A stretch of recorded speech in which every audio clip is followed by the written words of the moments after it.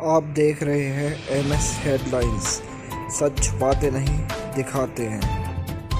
ऋषभ पंत ने खरीदी थी 2 करोड़ में माचिस की डिब्बी, एक्सीडेंट में निकल गई मर्सिडीज कार फिसड्डी। सुरक्षा का दावा करोड़ों में दाम, पर डिवाइडर से टकराती मर्सिडीज हो गई मारुति 800 से भी बेकार। पहले साइरस मिस्त्री को मारा, अब पंत का हाल बुरा, 2 करोड़ में कागज की नाव बना रहा है मर्सिडीज।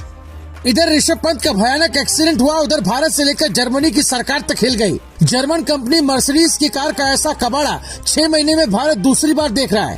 करोड़ों के दाम पर ये गाड़ी माचिस की तिल्ली से भी कमजोर है। ऋषभ पंत इसी गाड़ी में बैठे थे।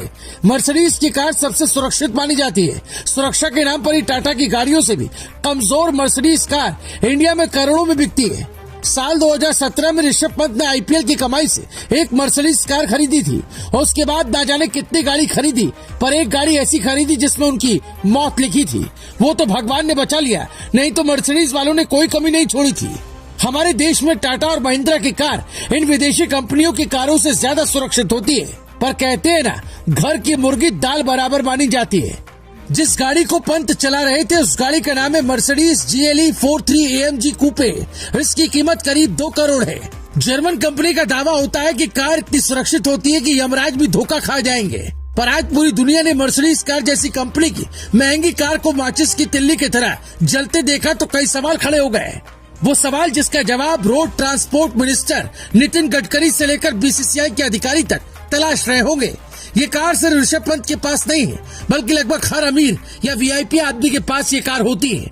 यहाँ तक कि PM मोदी के काफिले में भी मर्सिडीज शामिल है। सलमान, शाहरुख सब इसी कंपनी पर भरोसा करते हैं, पर जो सच है वो सुनिए। मर्सिडीज कार में 9 स्पीड ऑटोमेटिक गियर बॉक्स वाली कार की स्पीड तूफानी होती है। यहाँ तक कि सिर्फ 6 सेकंड में ही 100 किलोमीटर प्रति घंटे की रफ्तार से भागती है। ये कार 250 किलोमीटर प्रति घंटे की स्पीड पर चलती है, लेकिन दावा किया गया है कि इस स्पीड में भी इंसान की मौत नहीं होगी, पर कार माचिस की डिब्बी की तरह जल जाएगी। कंपनी का दावा है कि कार में 7 हाई सिक्योरिटी एयरबैग हैं, जो किसी भी कंपनी की कार से बेहतर सुरक्षा देती है। पर इसी कार में उद्योगपति साइरस मिस्त्री की मौत हो गई। 2019 में लॉन्च हुई मर्सिडीज GLE 43 को यूरो NCAP ने हाईएस्ट 5 स्टार सेफ्टी रेटिंग दी है।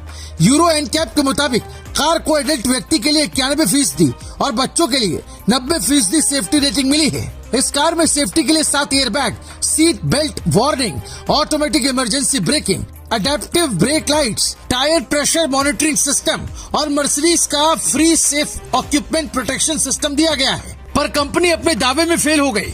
यहाँ 2 तस्वीरें देखिए। पहली है पंत के कार की तस्वीर, दूसरी है साइरस मिस्त्री के कार की तस्वीर। हिंदुस्तान में कहते हैं जाको राखे साइयां मार सके न कोई। साइरस मिस्त्री और पंत एक ही कंपनी की कार मर्सिडीज में बैठे थे। पंत की कार की हालत देखिए। ये देखकर कोई भी कह सकता है कि गाड़ी की हालत खराब हो गई, पर पंत बच गए, यानी कार में दम था।